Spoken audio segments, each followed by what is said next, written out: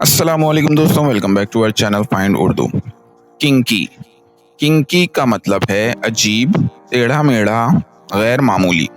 Kinky का मतलब होता है कुछ ऐसा जो नॉर्मल से अलग या अजीब हो। ये वर्ड अक्सर बालों के लिए यूज होता है जब वो टेढ़े मेढ़े और घुंघराले हो जाएं। कभी कभी ये वर्ड स्ट्रेंज या अनयूजुअल बिहेवियर के लिए भी इस्तेमाल होता है। She has naturally kinky hair.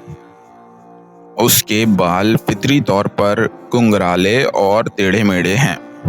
तो दोस्तों, किंकी का मतलब है घुंघराले या टेढ़े मेढ़े बाल या अजीब चीज। उम्मीद है आपको किंकी का मतलब समझ में आ गया होगा। मिलते हैं नेक्स्ट वीडियो में। शुक्रिया।